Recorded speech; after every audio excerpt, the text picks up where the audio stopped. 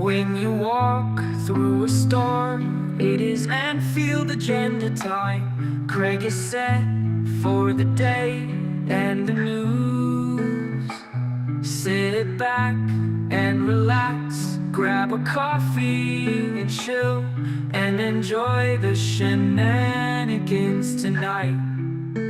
Anfield Agenda. Anfield Agenda. YNWA. Anfield Agenda. Time for Craig to tell it straight. Watch alongs to fill your day. Make to subscribe and stay. Up the Reds, up the Reds.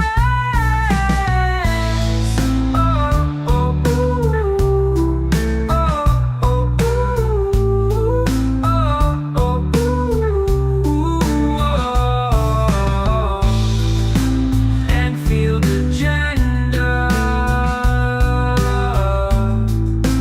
Anfield Agenda. YNWA. Anfield Agenda.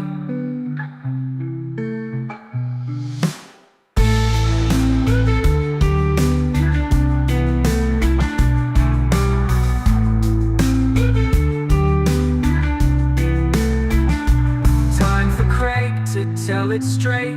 Watch alongs to fill your day. Make to subscribe and stay. Up the Reds, up the Reds.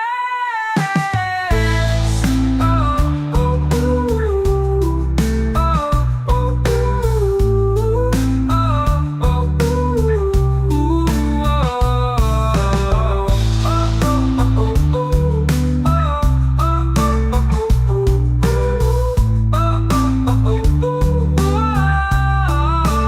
Anfield Agenda. Anfield Agenda. YNWA. Anfield Agenda.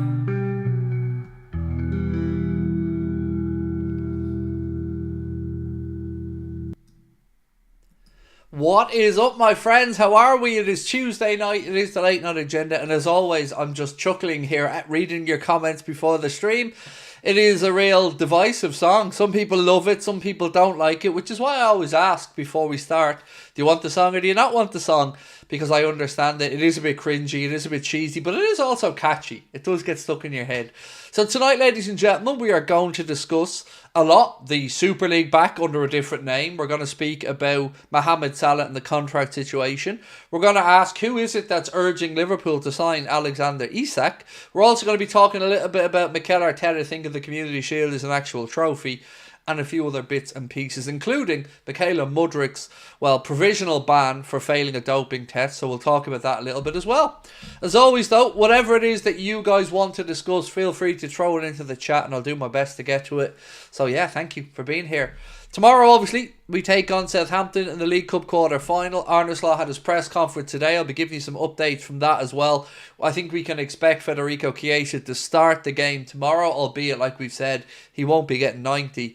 Diogo Jota, we're going to give you an update from him. He had a small reaction after the minutes the other day. We're talking about that as well. And, of course, more contract talk.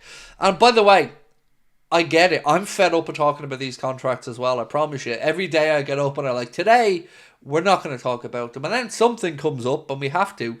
But at least today I think I get to be the bearer of some good news for a change. So we'll go through all of that as well. So where to start? Right. Let's start with a couple of bits of housekeeping actually. So the officials have now been named for Liverpool's next two Premier League games. As we know, we take on Spurs in the league away in London on Sunday, and then we go to West Ham the following Sunday as well. So for the West Ham game, these are the officials that the PGMOL have appointed to the game.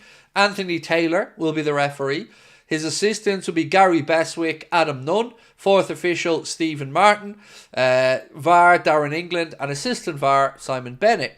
For the game against Spurs, a little bit different. Sam Barrett is going to be the referee for that one. Lee Betts and Wade Smith will be the assistants. Fourth official Michael Oliver. VAR for the game will be Paul Tierney, and assistant VAR Sian Massey Ellis. So they're the officials for the next 2 league games anyway.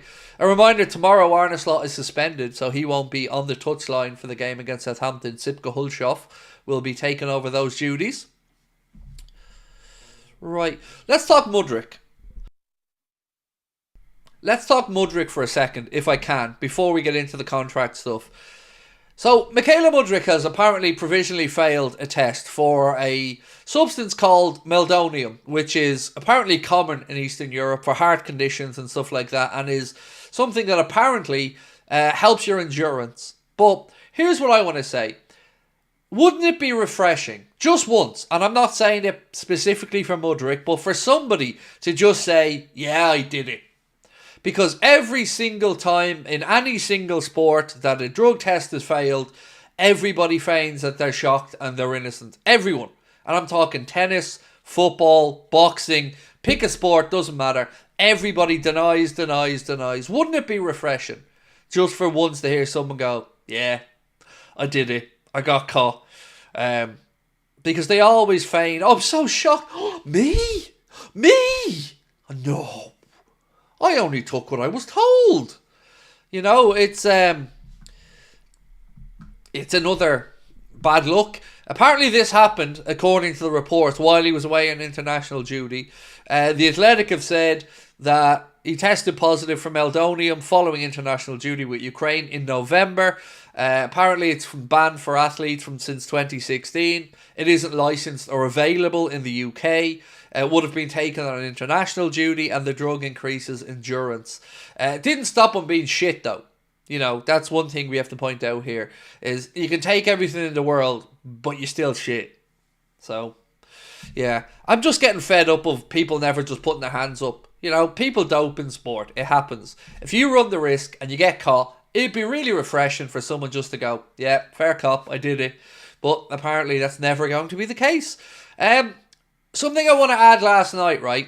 Around the Trent situation. So I was watching Sky back pages last night, and obviously I'm not going to mention that newspaper that we don't speak about because they're, well, you know, lowlifes. But there was a topic that came up last night around Trent and his contract situation at Liverpool. And they said that Liverpool are offering £250,000 a week for Trent Alexander-Arnold, and Trent wants £350,000 a week. So I want to get your thoughts on that first and foremost. But also, John Cross of the Daily Mirror. Now, I don't know John Cross. He always comes across like a lovely man. So this is not me wanting to take a cheap shot at John Cross. Honestly, I think he's a good journalist. I always enjoy listening to his thoughts. But he's very happy. He said, and again, I want to get your reaction to this. He said that if Trent Alexander-Arnold announced that he wanted to go to Real Madrid and Liverpool won the league this season, that no Liverpool fan would be annoyed or angry or begrudge Trent to move to Madrid. And I sat there watching it going, John, you're a lovely man, but you're deluded. Because I promise you, Liverpool fans would be very much annoyed about it, because we would have been strung along at that point, and the winning of a league title isn't going to mask the frustration if Trent drags it out that long. So I think Mr. John Cross was very wrong in his assumption on that, and I think Liverpool fans would be very annoyed by it. But let me know what you think, because I was sitting there gobsmacked watching it going, come on, John, come on, you know that's not the case. Right, a couple of super chats to get to. We'll start off with Jeff's one. Thank you, mate. Even though Stevie boy, you were first in, but we'll get Jeff's one up on screen first. Hi, Craig and this amazing community. Do you ever get nervous before doing a live on YouTube? You've grown as an individual, sincere, confident, very caring, proud of you. Come on, he's trying to make me cry already? Do I ever get Do you know what? Yeah, I do. I'll tell you the ones that I get nervous about, Jeff. You know, if I'm on holiday and I've been away for a week, that first stream back after a holiday, I always think that everybody will have moved on. And everybody will have found another channel, another podcast, and another content creator that they've watched while I'm away and that they won't show up again. So I get nervous in that regard. I never get nervous about doing the stream because, you know, I feel very comfortable doing them at this point. As you said, I have grown as a person. My personality's grown. I've become a bit more soft, I think, as the years have gone on. But, I never feel nervous about it with regards to doing the stream. But even with the live shows now, the nerves have kind of gone for those as well. I just go about and do them. I said to myself, you've done one before, you'll be grand. What's the worst that can happen? But man, thank you so much. That is so kind of you. And a lovely way to kick off today's stream. Stevie Boy said, so Mo and Virgil are close to signing their contracts, which is great. As for Trent, he can do one at 350. Look, I want Trent to stay. And I always want to say that before I come on to the next stuff, because I have to be clear on it. I want Trent to stay. Very much so. But I am very much in the camp of he's not worth £350,000 a week. And let me explain to you why. Trent's 25, heading for 26. This isn't going to be his last big contract. So the idea of giving Trent £350,000 a week now means two things to me. One, it's a slap in the face to Mohamed Salah, because everything that he had to do to get 350 grand a week from Liverpool is far and above what Trent has done from an individual perspective to earn that money. So there's that side of it. But then there's the next contract. So if you give Trent £350,000 a week now and he signs a 4-year deal, in 2 years' time, when he's 27 heading for 28, you're going to have another problem of him wanting £400,000 or £450,000 a week. Because remember, players don't like to go backwards in numbers. They only ever move forward. So I don't think it will be sensible of us to give him that much money. So for once, and you won't hear me say this very often, but for once, I am on the club side when it comes to this. I do think the club offer of £250,000 a week is more than fair. And look, I'm sure there's a little bit of wiggle room there as well. I'm sure 250 probably means 270, 275 when all is said and done. But I'm very much firm on you cannot give him what Mohamed Salah had to rewrite the history books to get. We had to break a wage structure that Liverpool had in place for a long time. And the man that was deserving of it got it. Mohamed Salah. So I don't think anybody has any qualms about that. But you can't be giving him 350 grand a week as a right back. It's mad. Like, we need to get a grip of ourselves here. Like, it is just setting ourselves up for future trouble. 260 to 280 is enough, said Bruno. Yeah, look, I think a lot of people are probably somewhere between 250 and 3. Somewhere in that ballpark. I'm at the lower end of it. I do think, you know, £250,000 a week for a right back is more than enough. And I'm sure he'll get a nice signing on bonus as well, because, you know, his contract will be up, so he should be getting a nice little signing on bonus. But nah, I think we're setting ourselves up for future trouble. And for once, I'm on FSG's side. Oh God, I feel dirty saying that. But for once, I am on it. I'm on their side on this one. You won't see that written anywhere though, because I'll still be always talking about it as the hater. But I do think on this one, it is sensible to stick in and around what they're doing. AJ said, I like Trent a lot, but 350k a week is a bit too much. Evening from South Africa, said Fisherman Dingoey. Said, have you gotten through the Isak news early? Oh no, I haven't gotten to that yet. And I will move on to it in a moment. I want to say thank you to James Delay. If you're watching, bro, they arrived. And no sooner, James, had those M&Ms arrived at my front door than that box was ripped open, that bag was torn open, and I'm promising you there was 4 separate hands in the bag taking those M&Ms out. So James posted me 2 big pouches of the pretzel M&Ms that I can't get, and thank you so much, James. And a lovely Christmas card as well, which was so lovely of you, bro. Thank you. That's why you guys are different, as I said. Imagine doing that, going out of your way to post me some M&Ms and a Christmas card. What an absolute gent. Shower for Craig. Yeah, I feel dirty, mate. I do. I feel dirty. But you know what? I always say to you guys, I try to be honest. You know, I don't go against FSG because I just like the sound of my own voice. I go against them because usually I am against them when it comes to financial stuff. But on this, I'm very much on the side of the club. I think £350,000 a week for a right back is absolute madness and will only cause us further problems down the line. So I guess that's the first poll tonight. I'm going to ask, would you give Trent the 350 grand he wants? Now, I have to say, these are reports, so we got to say that fairly. But if they're so far off the mark or they weren't right, I would imagine we'd hear some people rubbishing them. But let's just ask it anyway.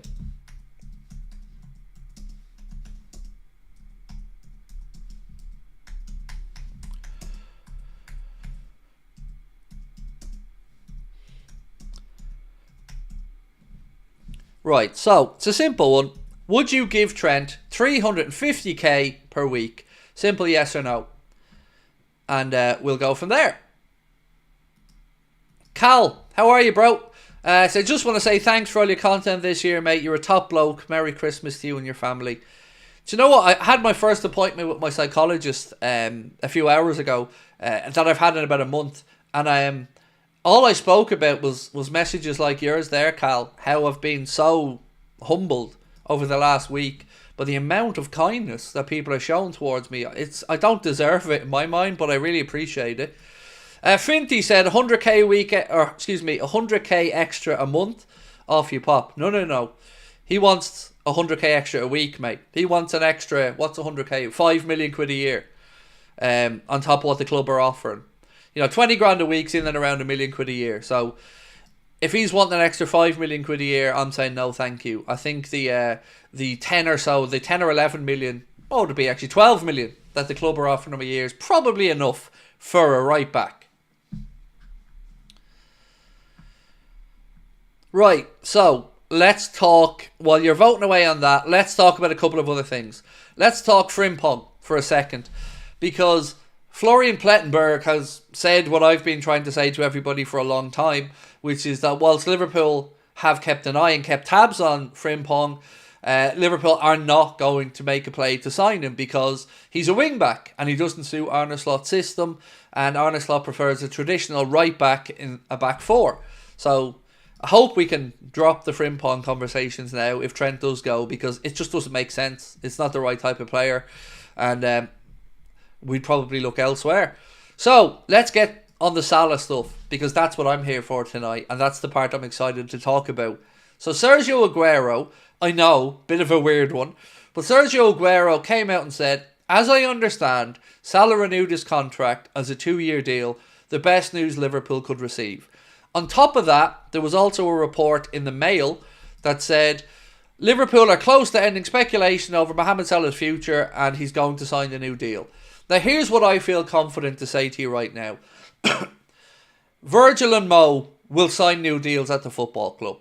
I don't know if they're already signed or if they're at the last part, but I'm at a confident place.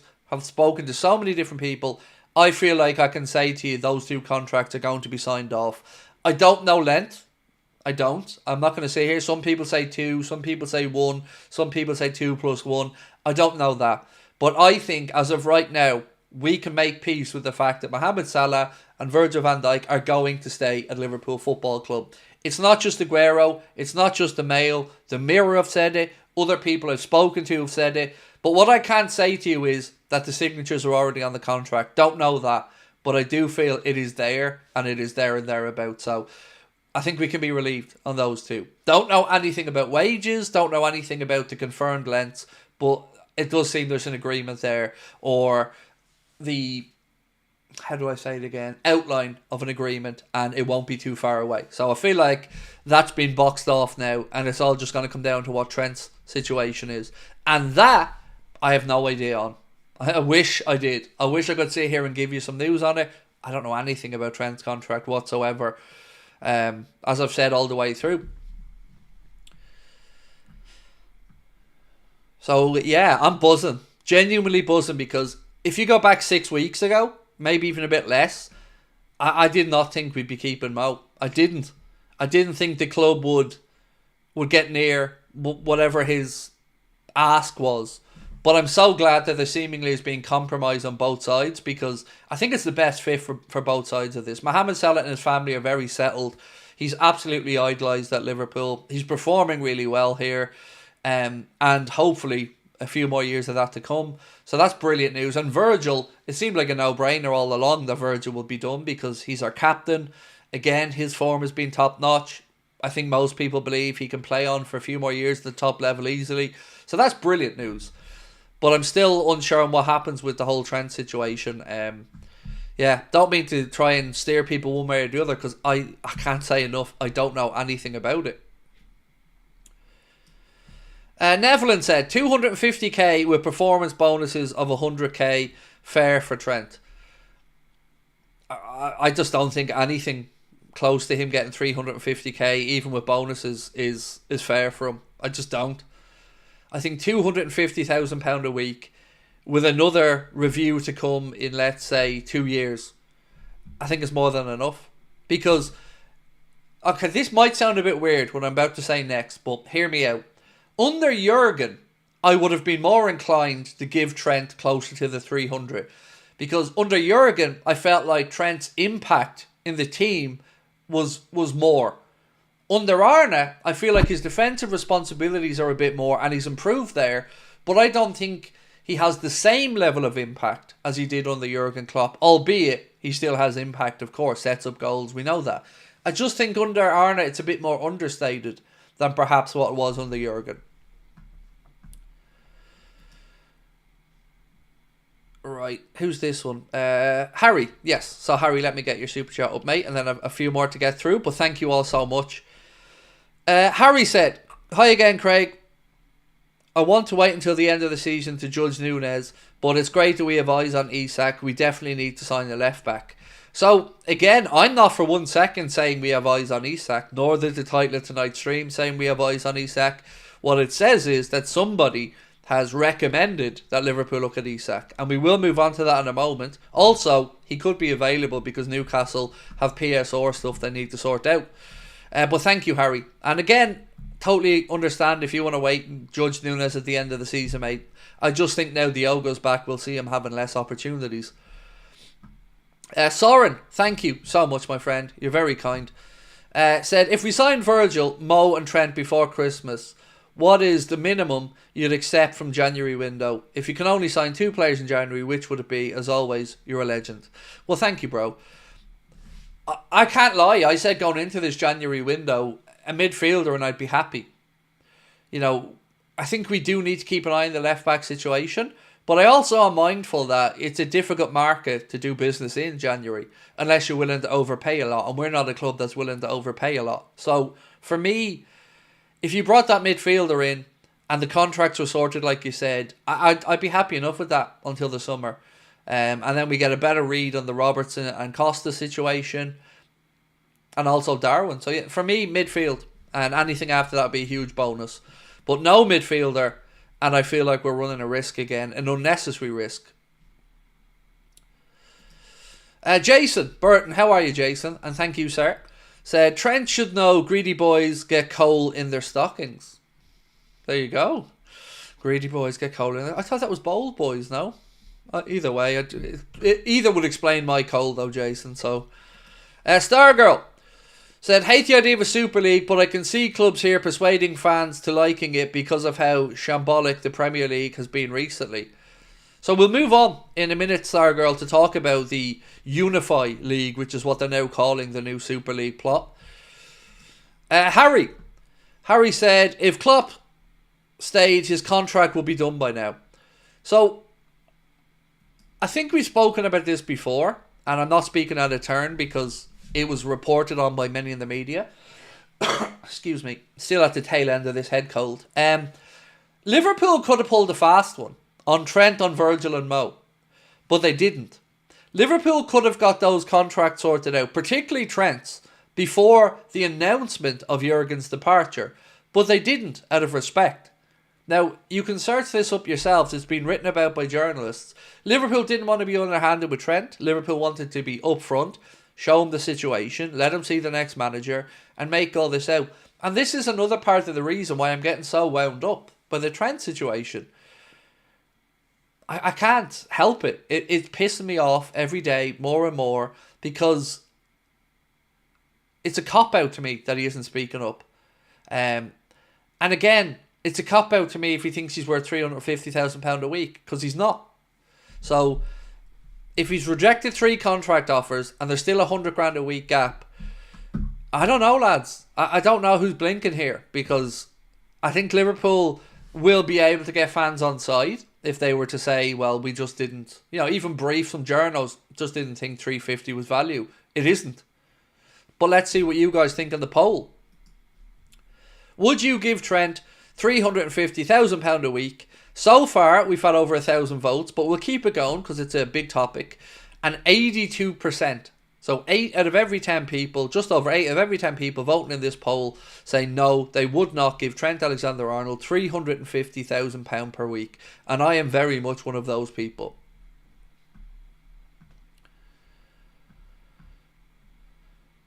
Right, so let's move on to the Isak situation, because a lot of you have asked about that in the comments as well. So Jermaine Pennant suggested that Liverpool should look at signing Isak. And we didn't bring it up tonight to say that it's a bona fide link. We brought it up as a jumping off point for a conversation. I would have no qualms about signing Isak, other than maybe a concern about his availability and some injuries. But if Newcastle are going to be in a position where they're being forced to sell, I don't think we'd be able to do it in January unless we move somebody on. But I would very much say yes to Isak. I think it's a decent suggestion from Jermaine Pennant. So yeah, let me know what you guys think. Would you be happy if Liverpool were to bring in Isak and moved on Darwin, let's say? Who would you sign if Trent unfortunately leaves?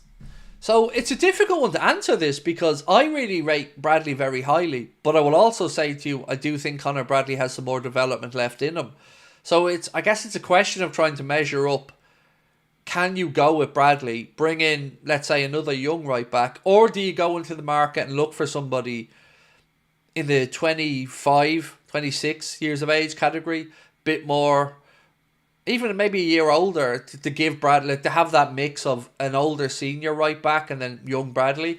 But I would have no qualms about Bradley becoming the first choice. I think, once we can get his fitness up like that, I think he's going to be the long-term successor anyway. This might be just forcing our hand a year earlier than we would have liked.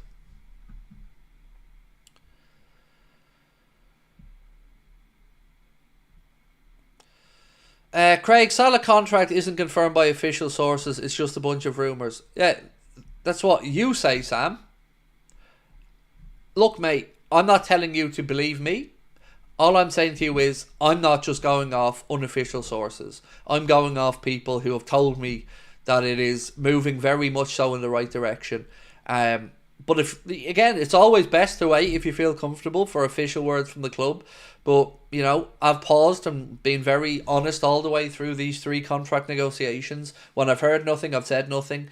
But I feel very confident that we're at that point now where Virgil and Mo are all but signed up, and they may even be signed up for all I know, but I just don't know on Trent. I've no idea. I've no reading of it. I've no information on it. But if you feel more comfortable, mate, hanging off, I totally get that as well.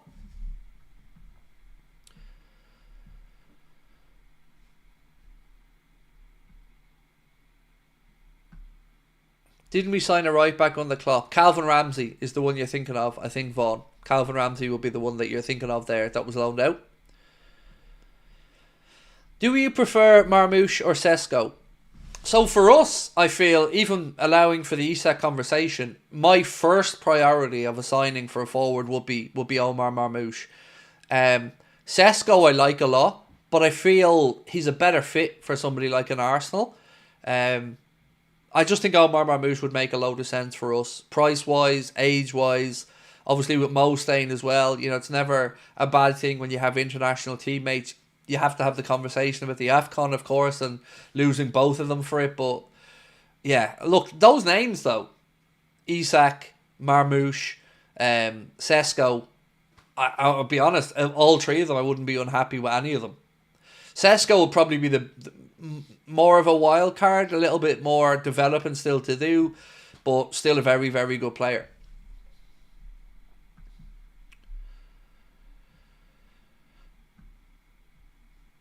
Craig, is Liverpool thinking of signing Gusto? Not that I'm aware of.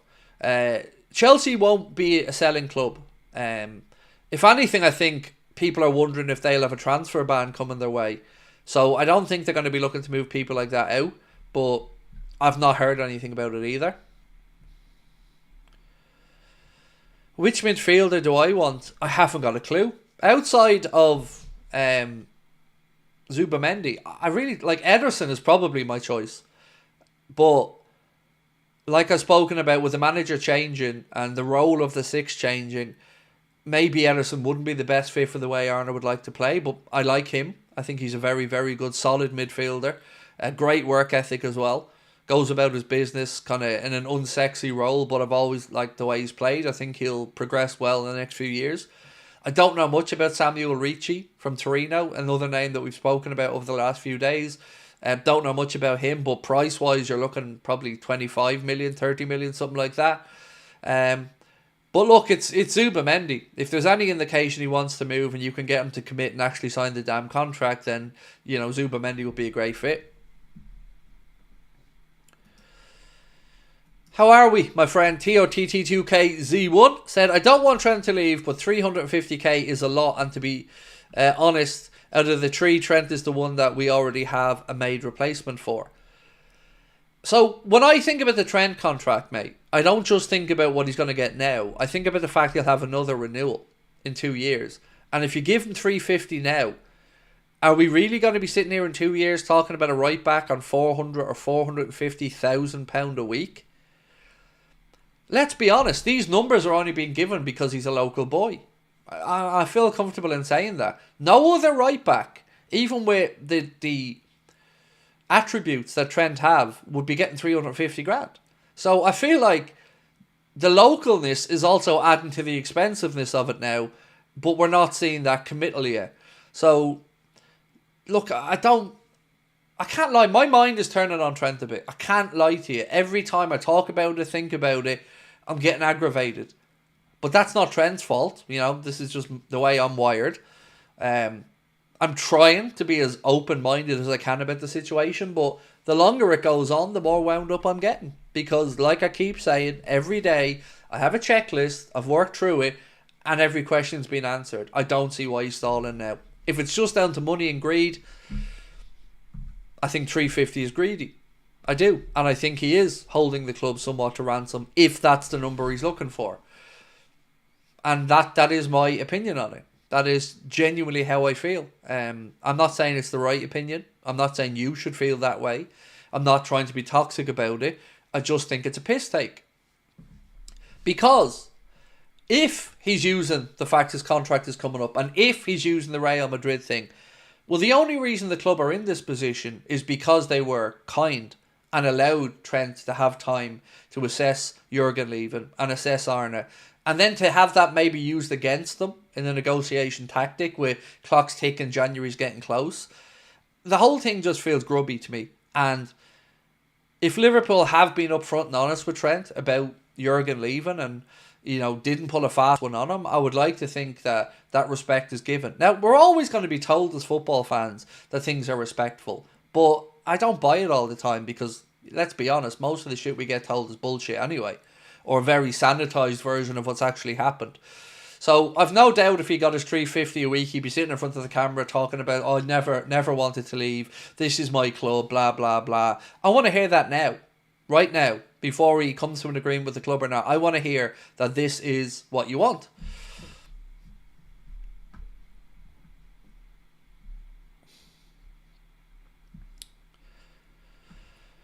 He's the best attacking right back in the league, but an average defensive right back. I think 250k is fair, said Richard. As I said to you, my thought process now is that his attacking side has been tamed in a little bit under Arne, and he's improved defensively. So I don't think we're getting as much out of him in attack, but I think we're getting a little bit more out of him in defence. So I think for the fact that we are playing in a system that most likely is going to have somewhere close to a normal right back and the way the position's normally played, it just seems excessive.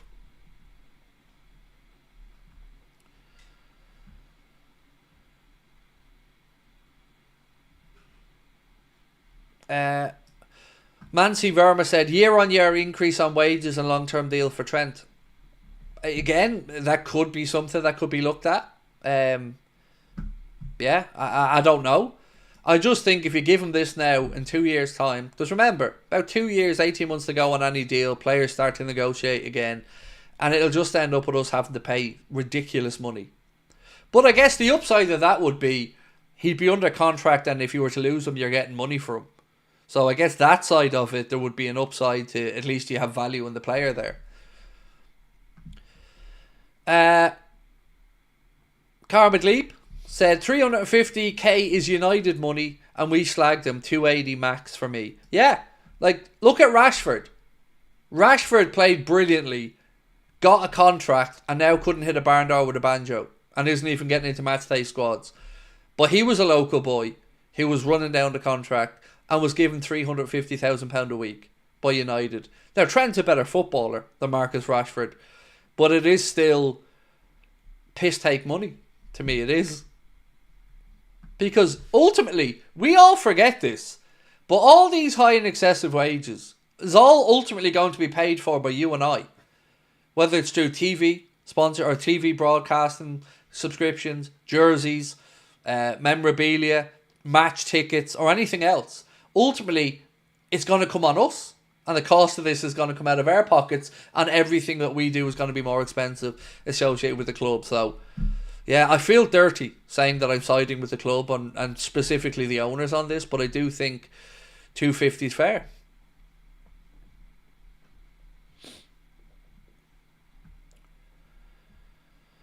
Would your opinion change if Liverpool are looking for a replacement right back and pushing Trent to Madrid capitalise his attacking capabilities?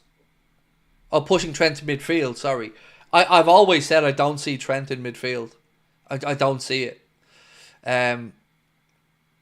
Yeah, I don't think he's a midfielder. And where he plays now, we get everything we need from him in that position. And I love the balance of our midfield right now. And also, if he's going to start jogging back with his hands on his hips from midfield, I can see a lot of me screaming at the television, because you've got Szoboszlai and Jones out there running themselves into the ground, Gravenberch, McAllister. Trent can't be strolling around the pitch, jogging back. James, delay. See, I did read the card, James. Said, Craig, thank you for my shout out. I hope you enjoy the M&Ms. I'm just sitting to a big creamy cake I got off the wife's birthday tomorrow. Well, happy birthday, James. And yeah, one of them's gone in the freezer, one of the bags you sent me, because I love them out of the freezer. But the other one, the whole family were in on immediately, mate. So thank you, James. James, that gentleman there is the one that sent me the M&M. So thank you so much, James. And I hope you have a fantastic birthday tomorrow.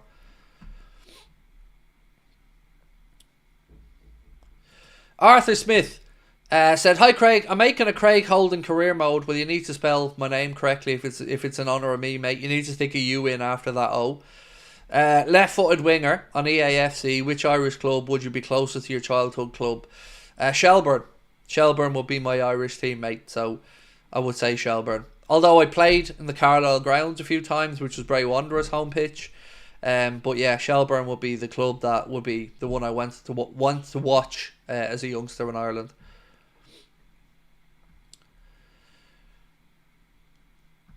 Right, another super chat from Harry, and then I want to get into more news, so don't be going anywhere. We've got lots more news to get through. By the way, you know my theory that I had the other day, where I said I think people are watching the Clips channel and don't know they're not subbed? Well, Connor clipped that up and attached it to a video on the Clips channel, and we had 1,500 subs in a day. So I think my theory's right. So just double check for me if you have subscribed to the Anfield Agenda Clips channel or not, because we think a lot of people are seeing it, thinking it's the main channel and thinking they're subbed, but 85% of people that watch the videos haven't yet subbed. So if you can, do check for me the Anfield Agenda Clips and see if you're subbed to it. If one of three players left, do you think other players may follow? And Trent is so-called Liverpool fan but not acting like it. Who needs Jude when you've got Robbo? So, do I think the others will follow? No, because I think the other contracts are being sorted out now. So Canade, that'll be sorted out. Diaz is about 2 years to go. I don't know what's happening there. Alisson, 2.5 years to go. You know, you look back to the rest of the team and I think the contracts are fairly sorted. So I think these are the three that are the most pressing. And, you know, hopefully all three sign. But if Trent goes, he goes. Colin said, Craig, if Trent doesn't sign, would you offer him to Madrid in January for 20 million? Yes. For a couple of reasons. I don't think we get 20, in all honesty. I think you're probably talking 10 to 15. But I would say yes, and let me explain why. So, if Trent came out, let's say, second week of January, and said, I'm going to move on at the end of the season, and I'm going to join Real Madrid, I just don't want to look at him every week, running around there, thinking that his heart's not in it. Even if it is, I would start then thinking, right, well, how do we bring through the next right back? And I would move him on, because his heart isn't going to be here, because he will have already said he'd be going to Madrid. So in that scenario where he says he's going to move on, I would find it very difficult as a coach, if I was a manager, to put faith in him to play between now and the end of the season. I would. I can't lie. I know. I would. I wouldn't want to use him. I'd cut my nose off to spite my face. I would be that person. So I would sell him, yeah, if he decided he wanted to go and Real Madrid were willing to pony up a few quid.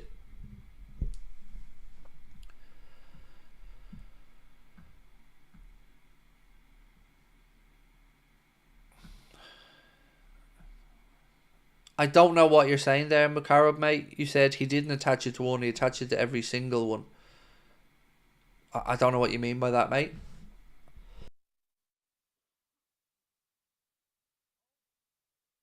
Now I do. Sorry, you mean the Clips channel. Sorry. Good. Good. Sorry, mate. I didn't cop that. Yeah, the Clips channel. Good. Yeah, I'm glad people are realising, because it's our goal to try and get the Clips channel to 100k to get a silver play button for that. And unlike other people, we won't just buy the subscribers. You know, we want to do it the old-fashioned way, the right way. So, Chiesa. It looks like we will see Chiesa play tomorrow against Southampton. My guess is we'll see him get an hour and then be substituted. The manager's saying he's not ready for 90 yet, because he hasn't played, obviously, for a long time. But I think what we're likely to see is him get the first hour, and then probably Diogo get 25-30 after that. And on Diogo, actually, I want to just go to one of the manager's comments there. So we were speaking about after the game where he came on and scored for us recently. He said he wasn't entirely okay after the game. He didn't train with us after the game. I don't expect him to start, but he might get some minutes. So, like we've said before, when players are coming back from injury and they go into a match environment again, you do sometimes get that little niggle afterwards. So, you know, that's what I've said. I didn't expect Jota to start tomorrow, but I do think he'll get some minutes and then start against Spurs. Some more quotes from the manager. On injuries, he said Costas is close and he's getting closer to being match ready. He'll train with us for the first time today, and he meant the entire group. And Ibu and Bradley aren't in training just yet.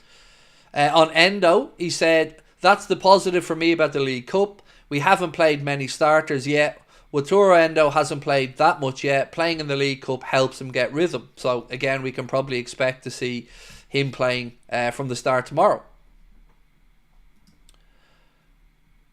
Stevie boy, how are we?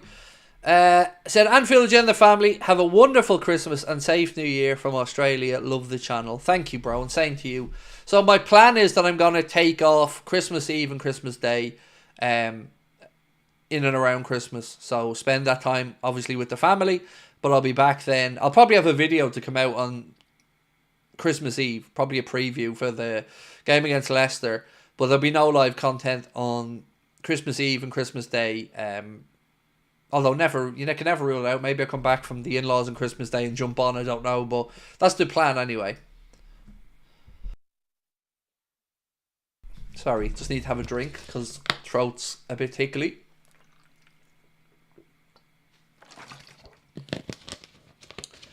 Is the Carabao Cup available on Sky? Yes, they are going to be on Sky, mate. And the draw, by the way, just in case you're wondering, is going to take place on Thursday after the Spurs-Manchester United game. So, yeah, all the games are on the Carabao Cup are on Sky. And our game is the 8 o'clock kickoff tomorrow.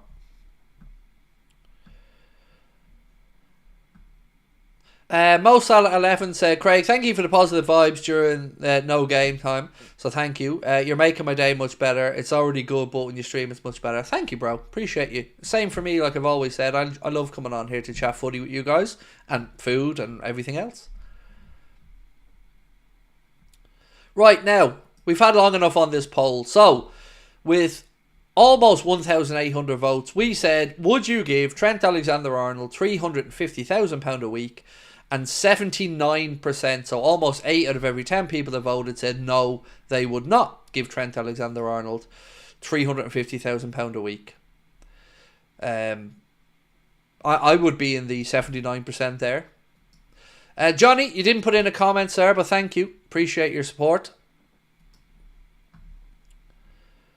So tomorrow, what are we thinking? Give me some score predictions for the Southampton game and also your starting 11s. If you haven't seen the preview, went out earlier on, my starting 11 is Kelleher, has been confirmed as he'll be the one starting in goal. I would go with Trent at right back for the reason that he already had some time off when he was injured, so I think we can play him and we've not got many options. Virgil and Kwanzaa were my centre backs. Then I would put in Gomez at left back, but I'd rest Virgil for the Accrington Stanley game coming up. So that's my back four. Midfield with Toro Endo, Alexis McAllister and Harvey Elliott. And then up top, I went Gakpo on the left, Darwin through the centre and Chiesa on the right. That's what I would go with tomorrow. And for a score prediction, I went 3-0. And I didn't say that to be disrespectful to Southampton. I said that because if we show up and play well, we should be beating them comfortably. Did you see Inter Milan game 6 against Lazio? I did. I didn't watch the game, but I did see the score. And I was a little surprised to see a 6-0 scoreline away from home, to be honest. AJ said rather Dan's over Nunes. I guess I'm just trying to find a way to get him a goal, AJ, and maybe build some of that confidence up. Right, let's go through some of your score predictions then. So Joshua Dedering 2-0, Yusuf 2-0, Nathan 5-0, Mahmood 2-2 and Liverpool to win on penalties. There's always 1% missing on every poll you do on YouTube.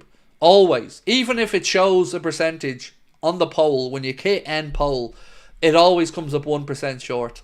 I don't know why, mate, but it's always the case. Stephen Savic gone 4-1 to Liverpool. Jason's Reds Army gone 4-0. Mohamed Rayan Sadak gone 3-2 or 4-3. Rian 3-0. 1-0 or 3-1, sorry, said Heavy Metal D. Couple of 4-0s in there. Franches gone 2-1. Morton 2-1 Southampton. How dare you? How dare you? Coming in here with your non-Liverpool victories. And you said Premier League's more important. It is, of course, no argument. But, you know, if you beat Southampton, you're in a semi-final, mate. It's like 2 games away from lifting another trophy. So, yeah, definitely, you know, get through tomorrow and take it seriously. Craig, if you were to change one Liverpool moment of all time, what would it be? Look, obviously taking aside the Hillsborough situation, if it has to be directly Liverpool, Gerrard against Chelsea, that would probably be one of them. Kristan Bull, you could probably look at maybe closing down the hatches there instead of chasing the goal difference.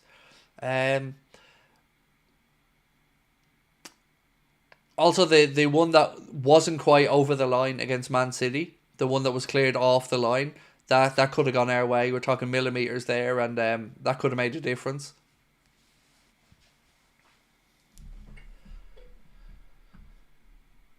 $19.89 last game against Arsenal to Dave Smith. Yeah, that's another good shout, mate. Even keep that at 1-0 and we'd have won the league. Right, Harry said, thoughts on judging in boxing on Saturday? Or thoughts on AI judging in boxing on Saturday? I didn't. If you were talking about the card in Monaco, I didn't see that one, mate. I only I watched the Natasha Jonas fight on Sky. Craig, Kelleher's contract's up at the end of next season. Do you think he'll see his contract sorted soon? Oh no, he's gone. 100% Kelleher's getting sold. And actually, while we're talking about Kelleher, Caught Offside today have said that Leeds have identified Kelleher as a target for January. Now, I would be shocked if Liverpool sold Kelleher in January. I do like the idea of Leeds, though. I think that would be a good fit for him. But I would say hang off and see if Leeds get up and then make that commitment. But, you know, there's a connection to Leeds in Ireland as well. There's a lot of Leeds fans over here, particularly the generation before me.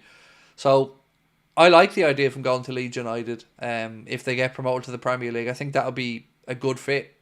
So, yeah, I'd love that to happen. And caught offside reporting it today that they've identified Kelleher as somebody they're looking at, but they mentioned it in January.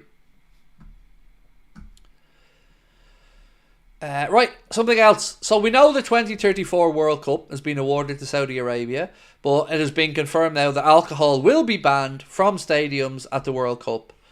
And it's just another example of football culture being watered down yet again. I'm sick of FIFA. Honestly, I'm sick of them. They're just scumbags at this point. I fucking hate them.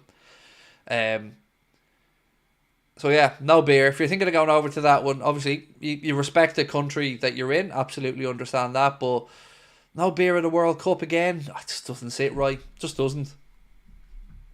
And I don't even drink really, so they're just selling their soul, FIFA. And what really boils my blood is they're supposed to be a non-profit as well. So it's just, the whole thing feels grubby. But on that, actually, while we're talking about grubbiness, let's talk about the Unify League, which is the new name for the Unity League, sorry. The European Super League is back as the Unity League, a direct challenge to UEFA's competitions. They're talking about it being a 96-team tournament with 4 different levels, all with the cringiest names you've ever heard of. And apparently the option of it would be free to air, but you would get adverts, or you could pay for a subscription model which would have no adverts. But the Unity League, I mean, whoever signed off on that name should be fired. It is a god-awful name.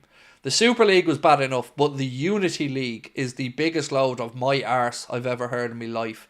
And then they're talking about gold leagues and silver leagues and green leagues, and just stop it. Just give it a decent name. If you're going to try and sell it to the public, you know, you need a better name than that. The Unity League, the state of it.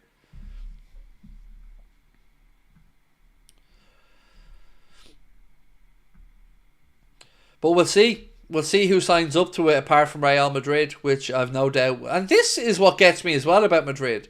They're talking about respect and the Ballon d'Ors and, you know, not showing up if they're not respected, but at the same time sticking 2 fingers up to UEFA and the Champions League and wanting to be part of this little project.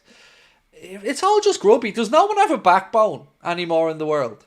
I've seen so many people get away with shit and not be called out because the world's being run by pussies. And I'm getting sick of it. You know, let's call things out as they are. That's shocking, and Madrid should be absolutely ridiculed for wanting to have jam on both sides of their bread. It's a joke.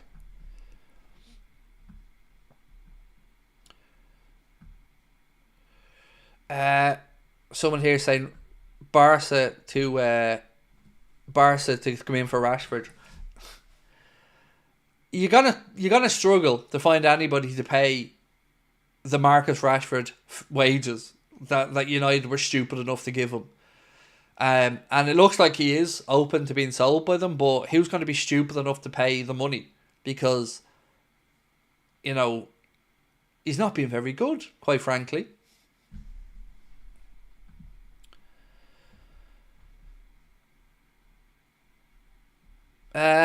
Andrew said, "Hey Craig, great show, thank you. In your opinion, can you see clubs phasing out season tickets in the near future?"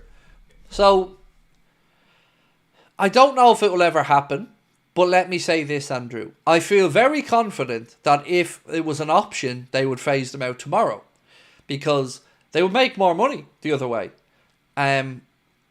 So I like season tickets. I like the idea that there's groups of fans that get to go to every game. I think it can be changed in certain ways, but I do think season tickets are an important part of football fan culture. But I think a lot of owners would get rid of them tomorrow, absolutely, and put in these seat licensing bullshit that you see in America and just make more money. You know, my question around football is, when is it enough? When is all of this greed enough? And why are we accepting of it as a society, that everything we're being fleeced on? A mere few have control over all of us and take the lion's share of everything, money, everything, and the rest of us saps have to pay for it. I'm quite frankly getting sick of it. And not just in football, just in life. Like, the gap, the wealth gap between the haves and the have-nots is at a sickening level. And it pisses me off because it shouldn't be allowed to happen. So football needs to ask itself, when is enough? Because it's just getting ridiculous. In one generation, footballers have gone from become basically working class people who earned a little bit more maybe than the average fellow working in a factory to being mollycoddled, pampered superstars who you can't even ask certain questions to because heaven forbid they had to show a bit of honesty. The whole thing's just gone grubby. And it's feeling more and more sanitized and less like the sport that we all grew up loving and watching. So what do you think? Do you think that owners would do away with season tickets if they had the chance? Because this is a conversation I've had with somebody before, actually, and funnily enough, it was an American gentleman I was talking to about it, and they seem to think that, yeah, owners would be all for removing season tickets.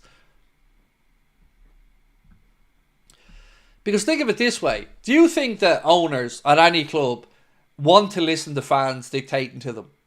And I'm very grateful that we do have groups of fans who are trying to dictate to them and trying to fight fans' causes.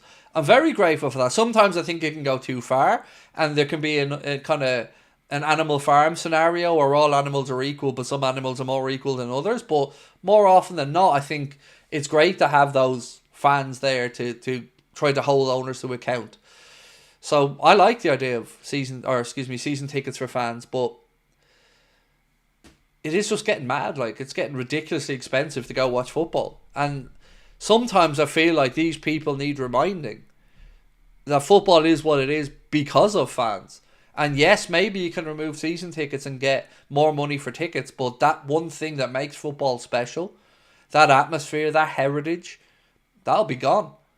And you won't have the vision that you sell of Liverpool around the world if you don't have season ticket holders and you don't have core groups of fans going week in and week out. You're just going to have a hospitality travel destination that's soulless. So, yeah, the whole thing just needs to cop itself on because everyone's being priced out of it. And then they have the cheek to tell us, oh, don't be getting dodgy boxes, which, of course, in an ideal world, nobody would. Or don't be buying jerseys from far-flung places that aren't legit. Well, stop robbing everyone. Stop charging 65 quid for a fucking kid's shirt when families are on the breadline. And you can say, well, just don't buy this shirt, but we all know what kids are like. We all know what it's like in school if you don't have the cool thing that the other kids have. So, yeah, I'm just pissed off at the inequality in the world. Sorry, bit of a rant there, apologies, but it keeps me up thinking about it.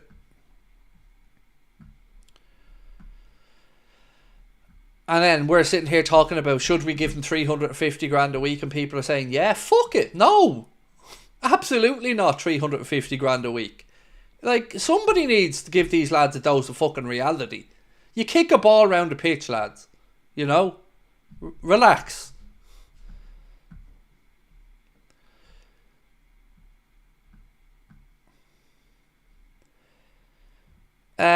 D8ZX said, Craig, seeing as our past two results have been draws and we've quite a few injuries, do you see the Reds slowing down? I don't know about slowing down, but I think the game against Spurs has taken on, for me anyway, a bit of a bigger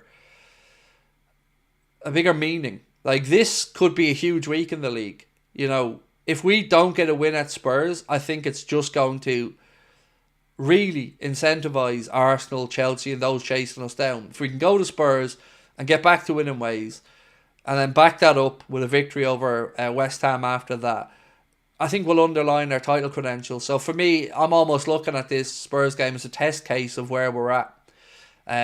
Because we should be able to beat Spurs. But, we have to go and do it, as I've said. So, yeah, big game for me on Sunday. And I'm actually really nervous about it. I can't lie, I'm very nervous about it. So, Ineos, just by a tiny margin, somebody said. Ineos are... I find it galling that Ineos are cutting the wages of, or the Christmas bonuses of hard-working men and women who aren't on the big books, but at the same time are spunking money around on stupid contracts for the likes of Ten Hag, who got booted out, and people are having their Christmas bonuses cut down from 100 quid to a 40 quid M&S voucher. And you see the wealth that's in football, and Radcliffe's doing that. I find that sickening. And if Liverpool did, I'd find it equally as sickening. Because, again, without all of these working class people going to games, working for the clubs, providing match day services, football will be nothing. We've seen it during COVID. Take football fans for granted, and eventually you're going to see how sanitised and boring it'd be without them.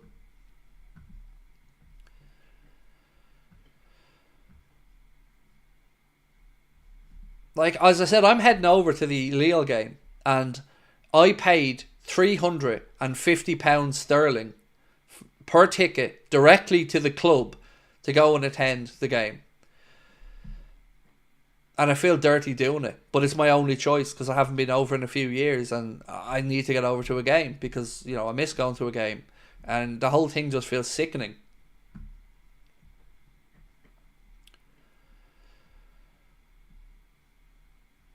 What do you think about Dumfries replacing Trent? Like Denzel Dumfries, don't think it'll happen. I think profile-wise, probably a bit too old for what we'd look at there. But I like Dumfries. I think he's a good player.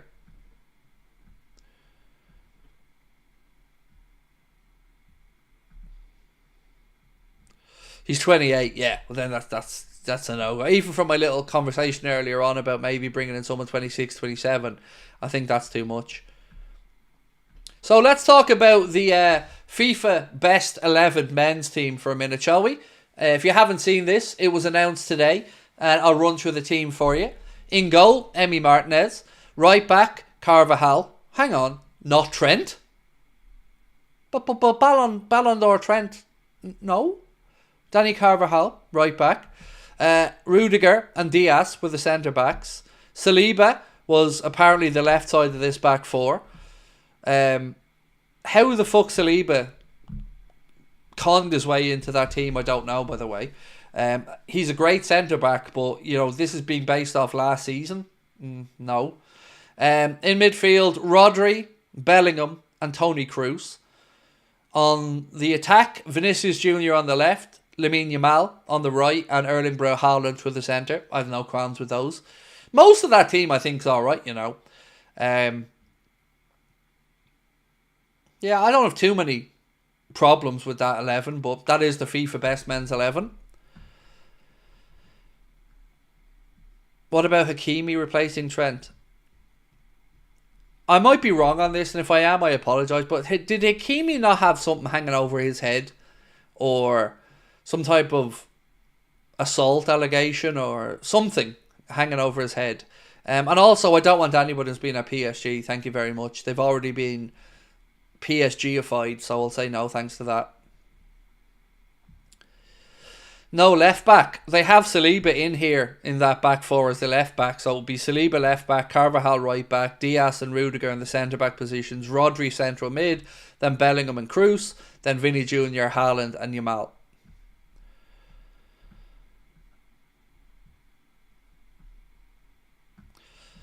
Is Trent leaving? Don't know, Jay. I don't know. Haven't got a clue, mate, what he's going to do.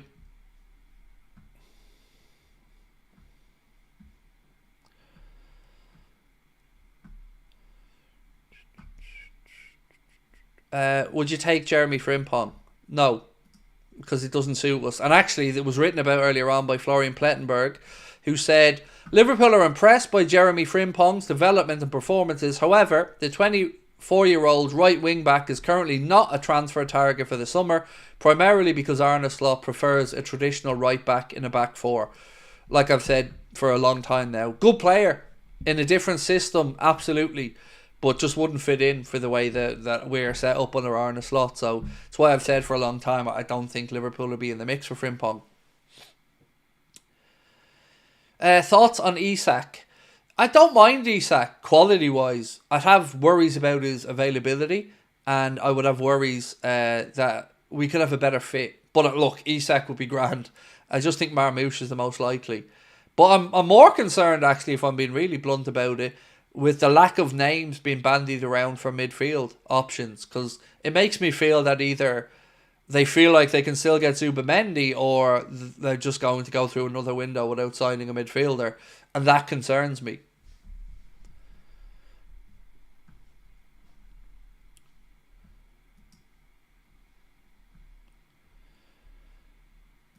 VI Jokers, thank you, mate, for being a member with us for 10 months. Really appreciate you, mate. Said, love your channel, you'll never walk alone. Thank you, bro. Appreciate you.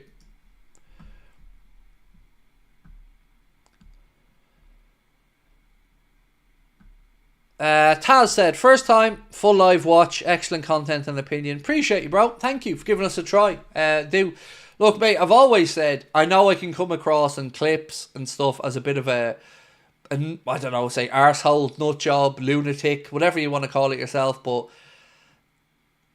that's, you know, in match time, in the heat of the moment. Most of the time we just have a chat, have a bit of fun in here. Don't take yourselves too seriously. But I appreciate you coming in, and I hope to see you back soon. Ryan Kinsler, how are you, sir? Said, hey Craig, love the videos and live streams.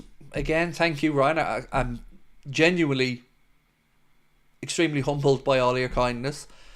Who do you think's our main target for the transfer window? And do you think we win every game up to the Nottingham game, we win the league?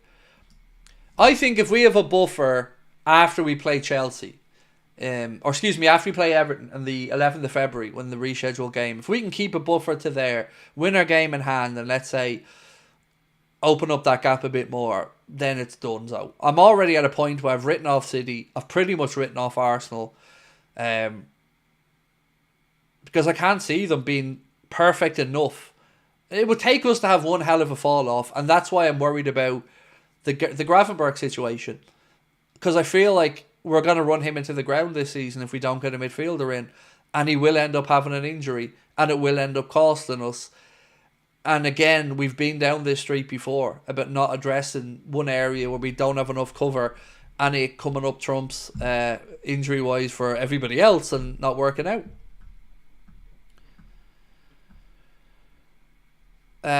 Morton said, I dare not write anybody off. You can write City off, dude. They're done. They're like, City are already 9 points behind us and we have a game in hand. So if we won that, we're talking 12. And they're all over the shop at the minute. So whatever about you not writing off Arsenal or Chelsea, come on now. We can't be including City as genuine challengers anymore. 1 win in 11 games in all competitions. They're not title challengers this season. They might make signings in January and become better, but they're not going to close in that gap. Because I feel like they'll drop more points between now. Like, they've got Villa away at 12:30 on Saturday. That's not going to be an easy game for them. There's an ample chance they drop more points there.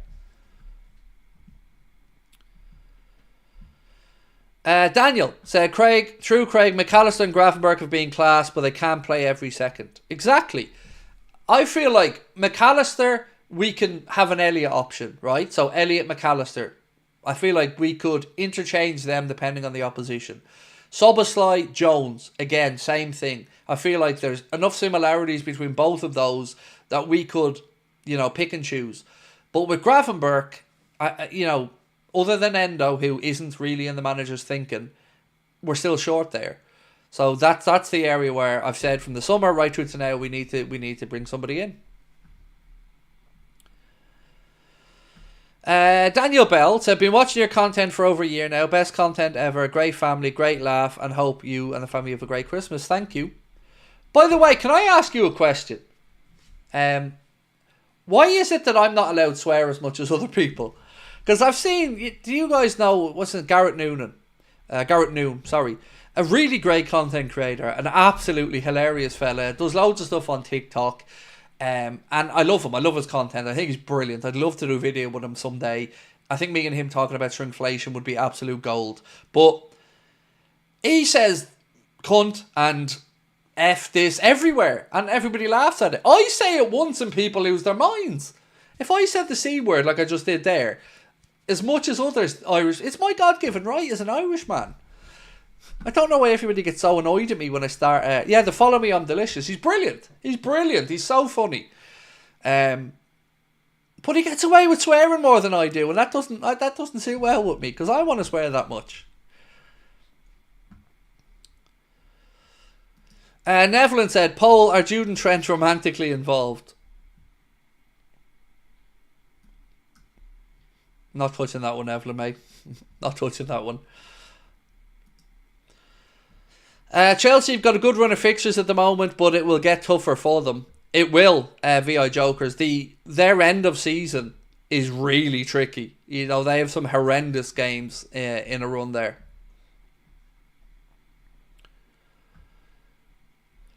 Nomad said the C word is a great word. It is, but it's just not used the same way in Ireland as it maybe would be. Like, when we use the C word in Ireland, you're very rarely talking about a woman. Like, you wouldn't use it towards a woman, really. Which I know is the derogatory way it's used in other countries, but we use the C word to compliment people. Like, we use it when people have done well. Like, to give them praise. It's, it's mad. But by the way, if you haven't seen Garrett's content, you should watch it. He's brilliant.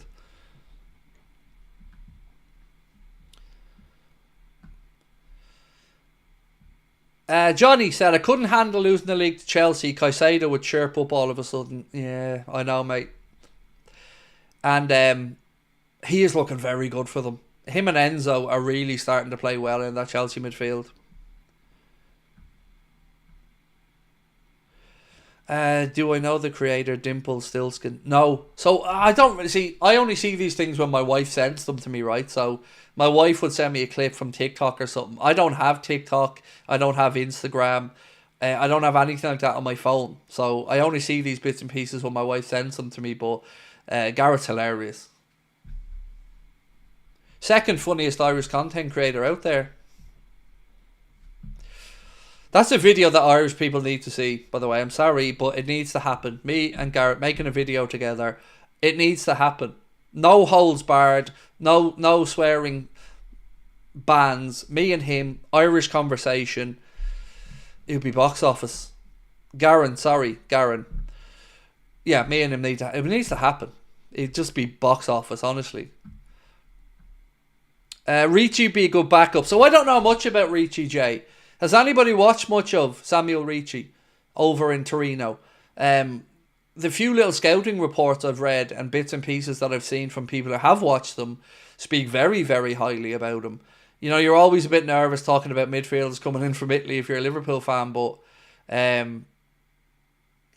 he's certainly a credible name, I think, with Richard Hughes' knowledge of the Italian market, age profile, price profile. You could see why it would make some sense for him to be linked to Liverpool.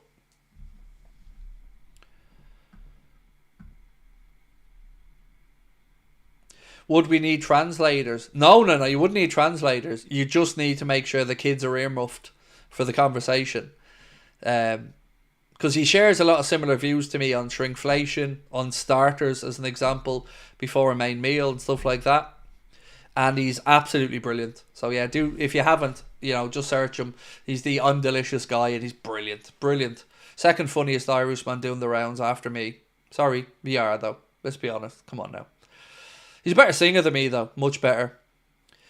Right, ladies and gentlemen, I haven't drawn your attention yet to the link at the top of the chat. As we've said all the way through the month of December, we're trying to help Joe get that wheelchair basketball chair. So I'm going to read out what's written on the Just Give Him page so I can read it exactly as it's written. So we're raising £5,500 to fund a new wheelchair basketball chair for Joe. Joe has cerebral palsy and has played wheelchair basketball for 8 years and is still playing in a borrowed club chair that is heavy and slow. A new sports wheelchair would allow Joe to work on his fitness as well as coaching and helping other young people. Joe is a youth worker and works for a local charity as a pastoral care support lead, working with young people from the ages of 14 to 25. Having a new sports chair would allow Joe to get involved in new activities with young people and help more young people get involved in sport. And we think that is exactly the type of person that we'd like to try and help out here on the channel. So Joe reached out to us, and all this month we're trying to raise that money to get as close to it as we can to get Joe that wheelchair basketball chair. So if you guys were thinking of sending a super chat or something and could make a small donation there instead, that would be really appreciative and appreciated. The link is pinned to the top of the chat. What's my net worth? It's probably in the minuses. What's my net worth? Well, I don't own my house. My car's on finance. So, I don't know, a few grand? Like, I'm not wealthy in any way, shape or form, mate. I've read some of these online things that value me at like 2 million or something. I wish. No, mate, I just take a normal salary out of the business like anybody else. My average, what would I make a year? 50, 60 grand, something like that. The company, some of the money stays in the company though for other stuff, but yeah, I don't live a flashy life, me. I'm pretty boring, to be honest. The new car we've ordered is probably the most flash thing I've ever done. Yeah, because I'm not used to money. You know, I've never had access to much cash or anything, so yeah, and I'm sure I'm not doing this YouTube stuff right. I'm sure I could be trying to make more money, but I'm not arsed. You know, I think this is a privilege and a pleasure to be able to do it, and to earn any type of a living from it is more than enough. So, who knows? Look, I'm not adverse to getting to 1 million subscribers and making loads of dough, but I feel like I'd be a bit more philanthropic with it, in that, you know, you only need so much, and I'm not a greedy person.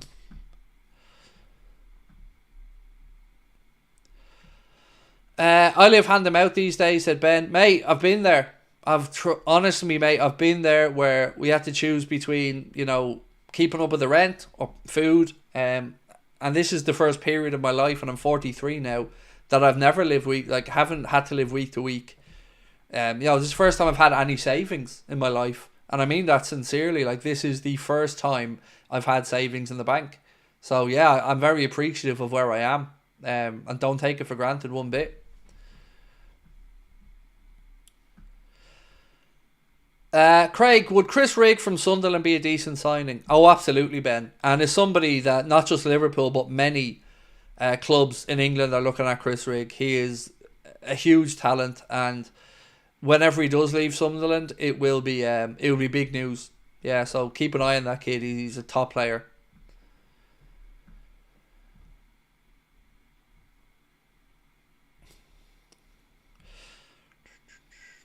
If you make 60 grand a year, just give some to FSG. No. Taxman gets enough of it. Although, to be honest, I've probably made a bit more than 60 this year, thinking back about it. Yeah, probably a little bit higher than that this year. Which sounds disgusting, by the way, because I used to work for 400 or 500 quid a week, like, so this is all mad. Kirkes. Again, he's a name that we've been linked to. I got a little bit nervy yesterday speaking with David Lynch about Kirkes when he said certainly somebody who Liverpool will be keeping tabs on, but I wonder if they would think that they could get better value elsewhere than spending 40 to 45 million for a left back, which is which I can understand to some extent. You probably could go out there and get a good left back for less than 40 million, but Kirkes does tick a few boxes. He is Premier League tested. Richard Hughes would, of course, have a working relationship with his rep. But he needs to get rid of that mullet. You know, I'm standing firm on that one. He's not coming in with a mullet. That needs to go. Craig, we need to give Endo more chances. We can't rely on one player the whole season. So, like, this isn't a me opinion part, Osman. This is Arne. He just doesn't feel that he can play the position the way we need it played. I love Endo, and I think he's been really unlucky. But that's why I've said all the way through we need to bring in another midfielder, because Ryan can't do it all season. So yeah, that's why this is so important, because if we don't bring a midfielder in January, I think it'll bite us in the arse, and it might be the biggest reason towards us maybe not winning the league, rather than what anybody else does in the market or in their own form. If we end up getting an injured Gravenberch and an out of sync midfield because of that, who knows if that costs us a league title or not, but I know it's done it in the past. Salah, the young Argentinian left back, will be cheaper. Yep, he's the guy from Lanos, is it, if my memory's right? Kadioglu, better option than Kirkes, said Ben. Is he the guy Kadioglu. No, not Leicester. Who was it he plays for? Was it Fulham? No. He's Turkish, right? And he's playing in the Prem, Kadioglu. Who does he play for? I can't remember.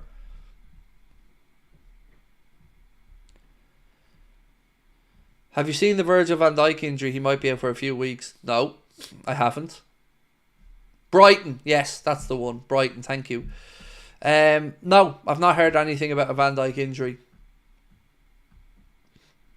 LFC 8092 said, do you honestly believe that we'll sign a midfielder in January? I don't know. Yeah, look, I don't know what Hughes and Edwards have up their sleeve. I don't know, but I know that we need to. And I know that if we don't sign one in January, I won't be a happy bunny, and I will be on here and you will see thumbnails with "Where's the money, John?" Because they've had long enough now to figure it out. Whether it is reconvincing Zubimendi or whether it's looking elsewhere, they've had long enough, and I don't know what the hell they've been doing since they've come in, both of them, because Edwards hasn't found another club for FSG and Hughes hasn't, well, up until maybe now, sorted the contracts out or found a midfielder.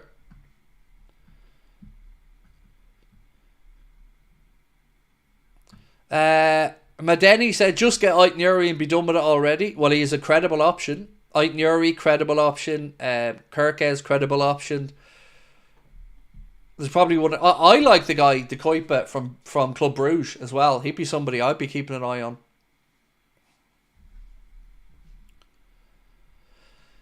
Ah, that's how I know him. Yes, you're right. My name, Cram. He scored against us when we played Brighton, and it was a good goal. You're right, mate. I remember it finished. It was tasty. Here's a question for you. Who wins the World Arts Championship this year?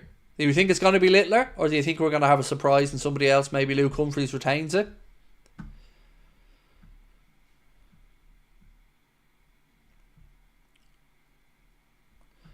Have you seen the links to Trey Ogunsui? I think I spoke about him yesterday, mate. Bear with me. Let me go back through my notes here for a second. Yeah, he's the kid from Sunderland. We spoke about him yesterday. Liverpool keeping tabs on Sunderland starlet Trey Ogunsui, 18-year-old Belgian youth international. It was Craig Hope via the Daily Mail and Lewis Steele. So yeah, we spoke about him yesterday. So we've got a few Littlers. Luke Humphries again. What about Owen Beck? Don't know. I haven't heard much conversation around Owen Beck recently, to be honest. Do I prefer tomato sauce, brown sauce, or mayonnaise? Well, I don't eat mayonnaise, so that's out of the equation. The only time I'll eat brown sauce is if I'm having a sausage sandwich or a bacon sandwich. So ketchup would probably be the answer, because I eat ketchup with most things. Amin Rasha said, well, let's suppose Zubimendi joins this January. What will be Gravenberch's destiny or Jones and Szoboszlai? I think, again, I wouldn't look at it as signing Zubimendi means Gravenberch's going to be resigned to the bench or anything. I think it just gives Arne options of how we play midfield. So you can play one or the other of Zubimendi or Gravenberch. You could get away with playing both in specific games if it's a difficult away game. Big European game, maybe you want more control or balance. So you might see a midfield made up of, let's say, McAllister, Zubimendi and Gravenberch. Or you could absolutely make an argument there for a Szoboszlai or Jones. It just gives the manager more options, and it gives them the ability to rotate Ryan and give him a breather where needs be. What is brown sauce? It's it's a good question. It's a tough one to answer. So, it is what it says basically. It's a brown sauce. It's got like citric acid flavouring to it. And it just goes really well with like anything pork, basically. It's a very Irish and English thing though, brown sauce. I don't know if Australians use it or whatever, but it's a very Irish and English thing. And we have the best version of it in Ireland. Chef brown sauce is the best version by a mile. You can keep your HP nonsense. That's nowhere near as good as Chef brown sauce. Owen Beck scored against Luton on Saturday, said FSG out. Thank you, bro. Alfie said, joined late, can you do a recap? Yeah, 1 second, mate. I'll get that recap sorted for you now. Let me just scroll back up to the top of my news. Right. Right, so for anyone that did join us late, let me really quickly spend a couple of minutes going through a recap for everyone. So we started off by speaking about some breaking news around the Super League coming back. Only now it's going to be called the Unity League. And it's another direct challenge to UEFA's competitions. It will be a 96 club free-to-air tournament with a streaming subscription model for no ads, basically. So what happens there remains to be seen. Arteta is apparently cry arson because we're not counting the Charity Shield as one of his trophies because nobody counts the Charity Shield. Then we had Florian Plettenberg saying that Liverpool are impressed by Jeremy Frimpong, his development and performances. However, the 24-year-old right wing back is currently not a concrete transfer target for Liverpool. Slot prefers a more traditional right back in a back four. Then we gave you guys some updates around the officials who were appointed to our next two league games. For the game against West Ham at the London Stadium Sunday 29th of December, the referee will be Anthony Taylor, assistant referee Gary Beswick and Adam Nunn, fourth official Stephen Martin, VAR Darren England and assistant VAR Simon Bennett. Then for the game this weekend against Spurs at the Tottenham Hotspur Stadium, referee Sam Barrett, assistant Lee Betts and Wade Smith, fourth official Michael Oliver, VAR Paul Tierney and assistant VAR Shian Massey Ellis. Then we went through the story about Michaela Mudryk being provisionally suspended for failing a doping test for meldonium, which is apparently a heart medication which can increase endurance. It isn't licensed in the UK. It's believed that he will have consumed this product while away on international duty in November and failed the test after that. Again, we'll wait and see what happens. He, of course, is professing his innocence, as most people do when they've been caught. Then Sergio Aguero said, as I understand it, Mohamed Salah has renewed his contract and signed a 2-year deal. The best news Liverpool could receive.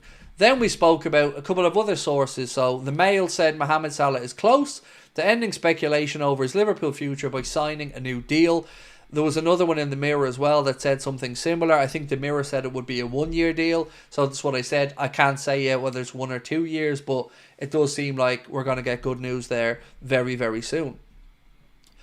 Mohamed Salah voted for Vinicius Jr. as the best player in the world in the FIFA Best Awards, and Virgil van Dijk also voted for Vinicius Jr. Then we spoke about the FIFA Best 11 for 2024, which is Emi Martinez in goal, then a back four of Carvajal, Rudiger, Diaz and Saliba. In midfield it was Rodri, Kroos and Bellingham, and then up top Vinicius Jr., Haaland and Yamal. So I didn't say this yet actually, but Liverpool FC, the most successful club in the UK, is getting the scripted treatment, a drama series based around its legendary manager Bill Shankly is in the works. The club, however, won't walk alone into the project. Sorry, I'm reading this cringy crap out here. After teaming up with A24. The series, which is being developed in association with Drive to Survive producer Box to Box, will chart Bill Shankly's ride, helping the club achieve promotion from the old second division before winning 3 First Division championships, 2 FA Cups, 4 Charity Shields and the UEFA Super Cup. So that is under development. Then we spoke about Jermaine Pennant suggesting that Liverpool should look to test Newcastle's resolve in keeping Alexander Isak in the January market. We moved on a little bit then to Arne Slot and his press conference where he was speaking about Costas and he said he's coming close. He'll train with us for the first time today and Ibu and Bradley aren't yet in training. Went on to speak about Diogo Jota and he said he wasn't entirely okay after the recent game. Didn't train with us after that game.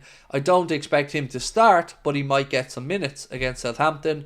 Then speaking about Wataru Endo, Arne said, this is the positive for me about the League Cup. We haven't played many starters yet.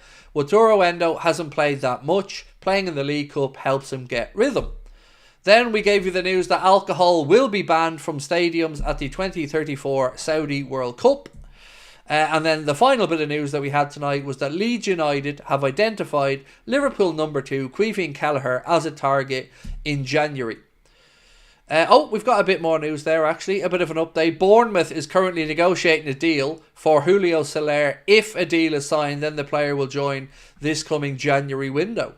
So surely, if Bournemouth are looking at a deal for Salah, that would mean that they're thinking they're losing Kirkes, right? Because they're not going to bring him in and have Kirkes there as well, I would imagine. So LFC Transfer Room just gave that update. So yeah, keep an eye on that situation. If they sign him, that would surely be a good indication that maybe Liverpool are looking at Kirkes, or at least somebody is looking at Kirkes. And also, we've got the referees for the game against Leicester as well. Darren Bond is the referee. His assistants are going to be Scott Ledger and Matthew Wilkes. Fourth official, James Bell. VAR, Chris Kavanagh. And assistant VAR, Craig Taylor. And thank you, Mark, for sending that through. So yeah, that is pretty much a recap of where we're at with all the news. So yeah, I'm going to stay on for another 15 minutes. So whatever it is that you guys want to chuck into the chat, let's get stuck into it. Do you think Kelleher should move to a better club than Leeds? No, I think it would be a great move. I do think he should hang off till the summer and see if Leeds get promoted. But if they get back up to the Premier League, I think Leeds would be a great move for Kelleher. Leeds are a big club, and you know they have a lot of support over here in Ireland as well. So personally, I think it would be a great move for Kelleher.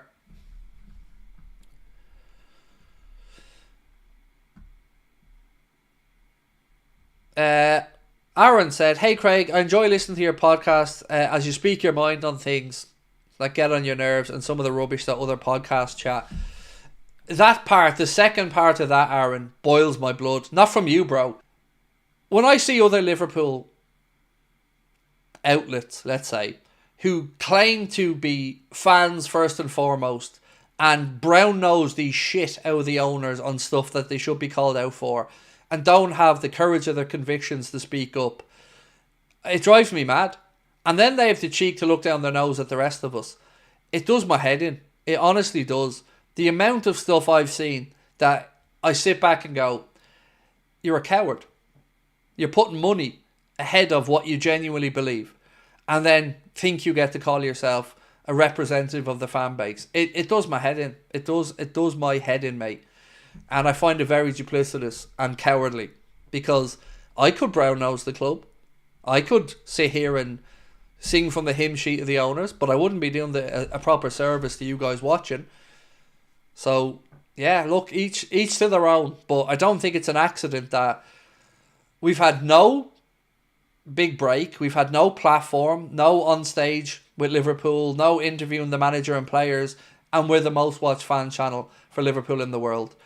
If that doesn't tell people that we're onto something, and it's shameful for those people that I've been able to get to this position.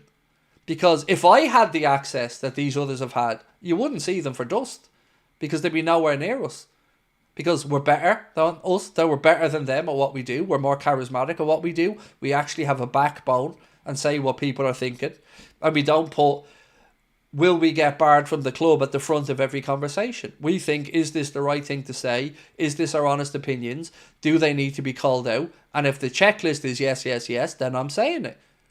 And I don't care if it pisses off John or Tom or anybody else at the club. If I think they need to be held to account on something, I'm going to say it.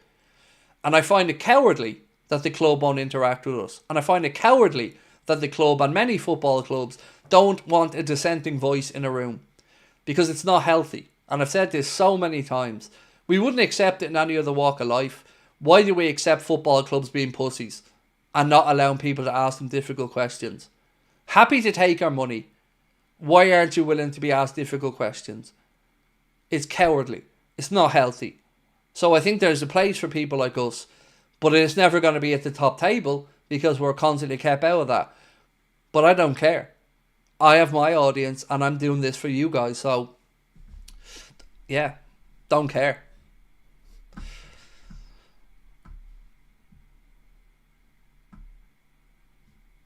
Right, what have we got? It's healthy to be challenged in life. Exactly. And all that you do when you don't have conversations with people who have a differing view to you is you bring more toxicity in yourself. Because it's a lot easier to talk to people and figure out what you have in common or explain what your differences are. But just blackballing people and hoping they go away or shut up, it's not going to work out well. So I don't get it, but I also don't care, like I've said, because I feel comfortable in my own skin with what I'm saying.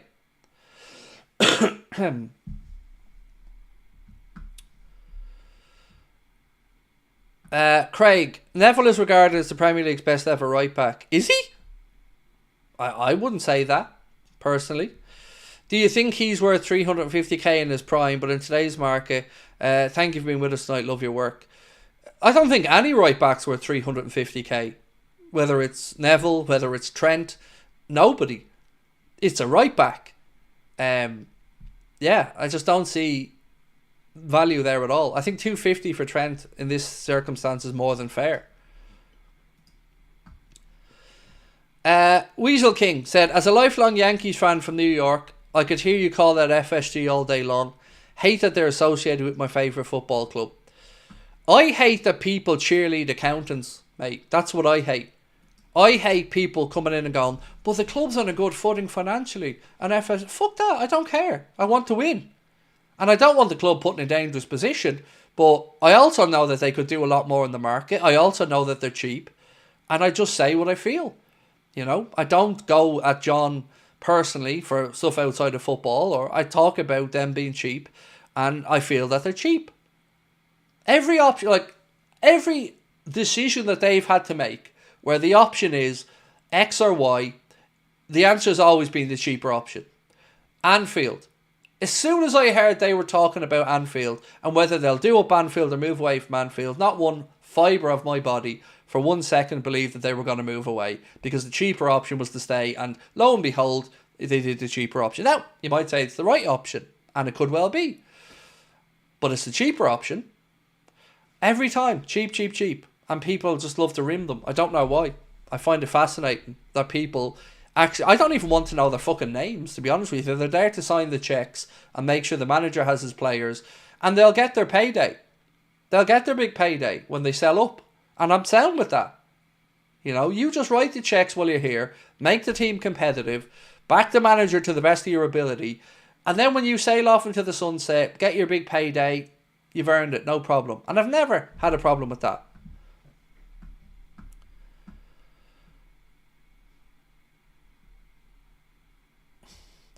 I like your interpretation of we won despite the owners.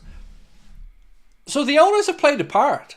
Don't get me wrong. But I think we've won these things in spite of their cheapness.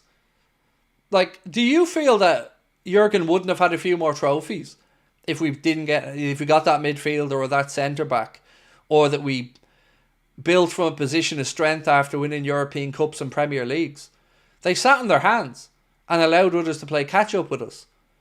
And it's all great to find unpolished gems and all. I'm not against that. I'm not against bringing in youthful players, but I am against being told that what I'm seeing with my own eyes isn't happening. And the Super League told me everything I needed to know about FSG. You know, and I'll never forget that.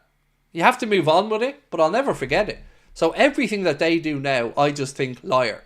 Liar, liar, liar. Because that apology video was the biggest load of my arse I've ever seen in my life. And I can talk you through it like I have before about why, from a PR perspective, it's horseshit. Why was the yellow flowers in the room with John W. Henry? Why? I'll tell you why. Because they're calming. Why was the camera slightly above his head for the video? I'll tell you why. Because it makes him look old and frail. Everything about that was PR scripted horseshit. He didn't care, he doesn't care, and he'd do it all again tomorrow if he didn't get the backlash. We woke up to be told, hey fuckos, everything that you've cared about for the past 70 years or 100 years of sport, well, Uncle John doesn't give a fuck. We're signing you up to the Super League, and tough titties Turkleton, get with the programme. This is happening. No consultation, no chat with the manager, no chat with the season ticket holders. We know best because it means more money for us, and fuck you.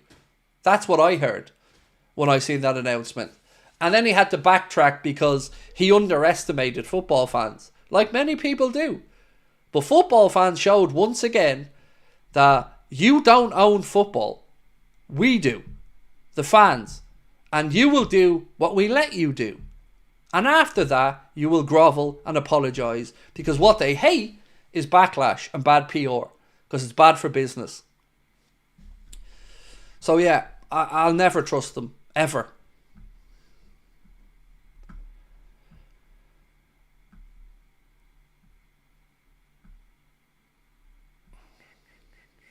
Is John W. Henry sick or just old? I don't believe he's unwell, and I certainly hope he isn't unwell or has an illness. I don't wish any illness on the man whatsoever. I just think, again, we were taken for idiots. And this guff, they think we buy this, the apologies and stuff. Like they think we're all thick and that we can't see through their bollocks. And that winds me up. I'm sick of us being spoken down to. I'm sick of it. Like, why is it in every other sport people are allowed to mix amongst themselves, but in football we're all just told we're animals, basically, and heaven forbid you were to cross paths with each other or have a pint with each other or talk to each other or be in the same vicinity as each other. You know, you're rounded up like animals, marched from a train station to a stadium, treated like animals, told you can't have alcohol inside the ground, even though in other sports like rugby and all you can. All of it, every single part of it treats us like second-class citizens, and it pisses me off.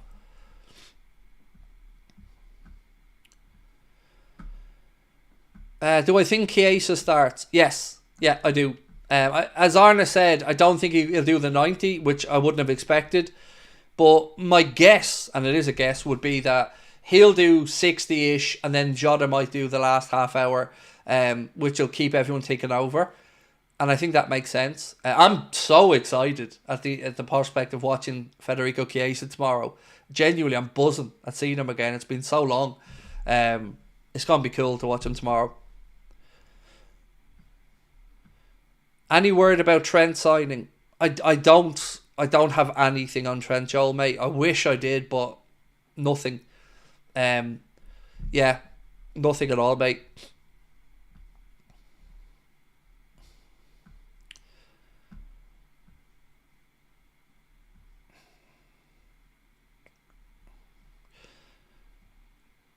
Whenever Bellingham scores for Madrid, I hate FSG even more than ever. Do you know what?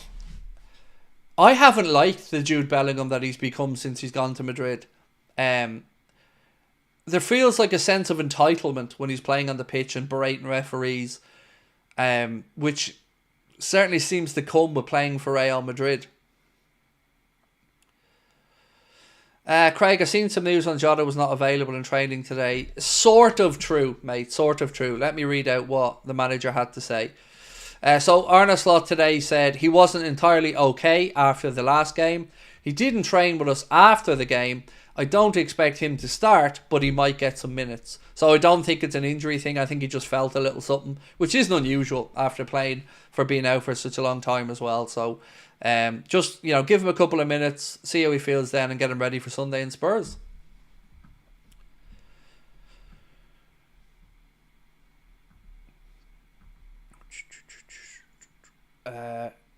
Henry will drop 25 million on a new house but not a new signing.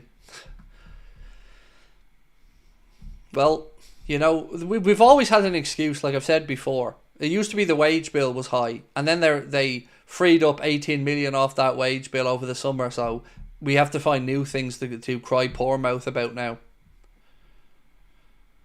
Have you got your Christmas shopping done, mate? Yes, all done. Thank you, all boxed off. My missus got unlucky though. Some of the stuff she ordered for herself is stuck over in Holyhead, so won't be here. So she's got a bit unlucky with that. But other than that, mate, yeah, all good. Thank you. Adam said, I don't know if you've seen, but Ricci's amazing. Would be great in a slot system. We spoke a little bit about him, Adam. Being linked. Mentioned him to David Lynch the other day. David said he's not heard anything directly, but it does make some sense, 23, I think, somewhere around that age-wise, 22, 23, 25-ish million as well. So certainly is a credible one to keep an eye on. Right, ladies and gentlemen, I'm going to say goodnight because I got to get some stuff done and grab a shower. But I will see you guys tomorrow. We're going to be starting the watch-along for the game from 6:45, so I hope you can join us for that. Obviously, we'll watch the game, match reaction, player ratings and all that stuff as well. Thank you so much to everyone that joined. We need only 96 more likes to get to 1,000 on the stream. So if you can hit the like button before heading out it would be really appreciated. And of course, if you haven't subscribed, please do as well. But most importantly, let's get those likes up to 1,000 before you head off, and we'll see you tomorrow. Much love. Bye bye.